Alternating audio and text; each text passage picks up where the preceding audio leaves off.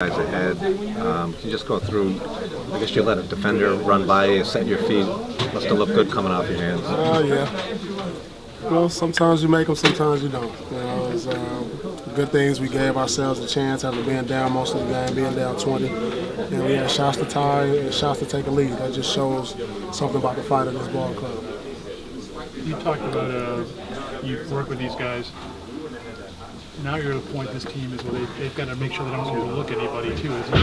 Oh yeah, we don't overlook anybody. I mean, we haven't proven nothing yet. I mean, you know, we're still trying to earn some respect around the league as a team, as a franchise. And you know, we don't overlook anybody. I mean, the Celtics are a really good team. They've had a lot of games they should have won when I watched them. And but like I said, we're a high-octane offensive team that, you know, once they get going, they're going. But we shot ourselves in the foot a lot early by committing turnovers, silly turnovers. We're at our best when we defend and we don't turn the ball over. Did you notice the standing ovation during the pregame introductions? You know, I try to focus a lot. You know, last year it was really tough for me to kind of lock in on what I need to do. You know, this year I just want to come in, lock in to the job at hand, and you know, focus as much as possible. You know, it's hard at times, but I hear the chants and I hear the people yelling. But you know, when I come in here now, when I come into the Garden, it's to try to get a win against the Boston Celtics. Well, will this ever not be home though in the end? You know, this place will always have a place in my heart. You know, always. I mean, you know, everybody understands when you play for a Boston team, so many teams, championship.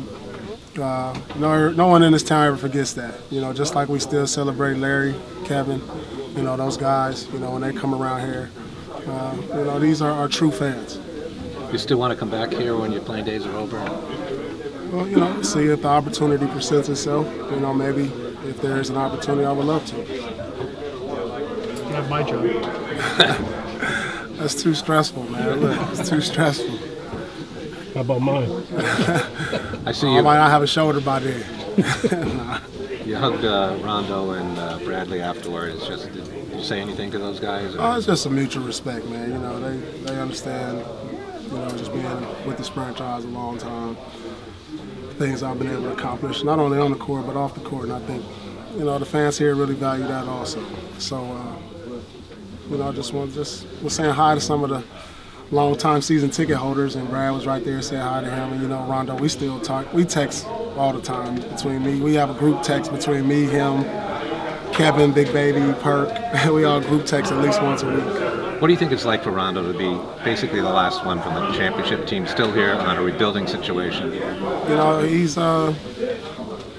has a chance to show these guys, you know, what it takes to win. You know, the habits you got to have.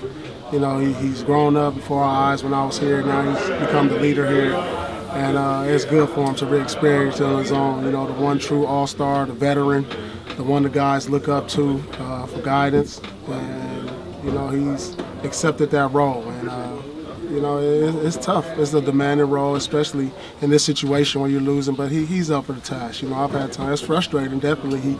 He definitely gets frustrated. Losing's not easy. You know, Rondo's been a part of a lot of winning teams. But, you know, he's headstrong that, you know, he'll fight through it. And you had that role before you guys won the title.